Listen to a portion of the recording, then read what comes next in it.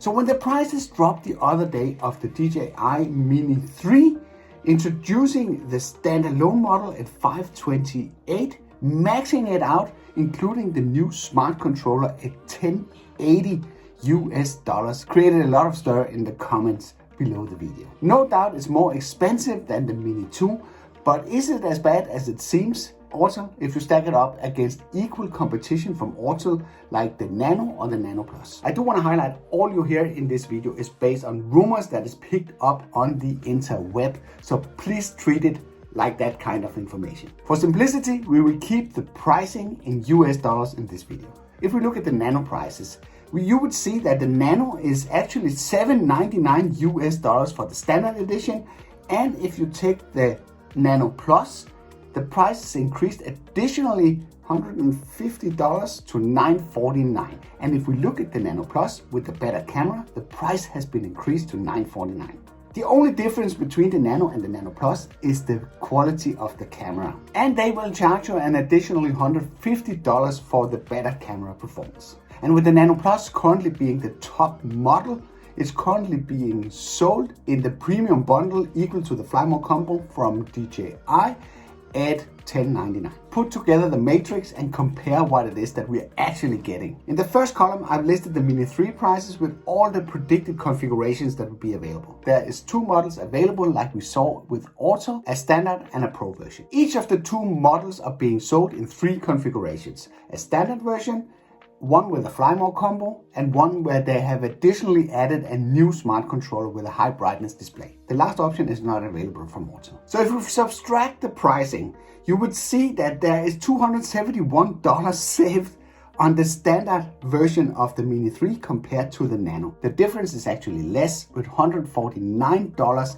if we compare the Fly More and the premium bundle. The new DJI Mini RC is not an option for Autel, so we can't compare that. We see the exact same pattern with the Nano Plus against the Mini 3 Pro, where you're actually saving $261 compared to Autel. And for those of you that have been following the channel would know that the camera that they put on the Nano Plus is really good. But according to the rumors that we know right now for the Mini 3, at least with an aperture that's 0.2 lower than what we have with the Autel drone. And if that is true, there's no reason to believe that the camera will not outperform the Nano Plus, which will be quite an achievement. Again, with the premium versus the Fly More combo, the difference is shrunk to only $139. So if we're talking drones with equal specs, improved cameras, obstacle avoidance, 3-axis gimbals, low light performance, and all the shebang, you are actually saving money with the new DJI Mini 3. Of course, we don't know how the performance will be in real life. But as it is right now, all the complaints about high pricing from DJI might not be justified, as this seems to be a cheaper option than competition. And to put pricing in perspective, if you go for the Mini 3, including the new smart controller, compared to the Nano Plus premium bundle, you would only have to pay around $180 to get that new fancy smart controller. You could actually go as far as argue this is a bargain.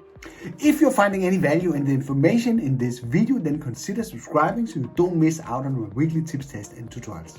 But I know it's more expensive than the Mini 2. But how much is that actually? Let's take a closer look. So if we compare the standard edition, you would have to pay $79 more to get the Mini 3. For the Fly More combo, this is increased to $200. This is of course more expensive, no doubt about that.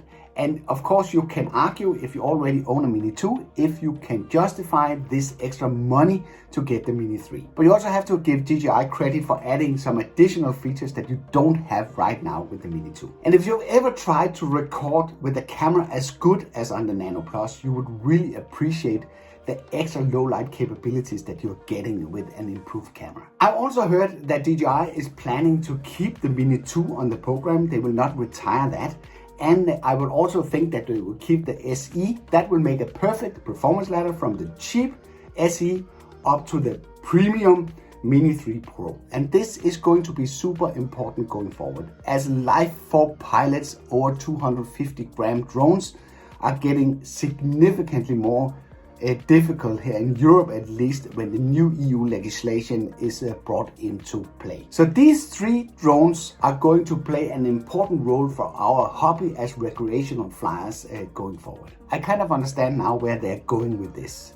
And I fully understand they are trying to maximize the profit within sort of the boundaries of 250 grams, especially because they are capable of offering cheaper alternatives by keeping the SE and the Mini 2 on the program. So what do you think about these considerations? Are you going for the Mini 3 or not? Let me know in the comments. I hope you like this video from my temporary studio. If you do, then feel free to give it a like. If you didn't like it, feel free to press the dislike button twice. Thank you for watching, and I'll be seeing you around.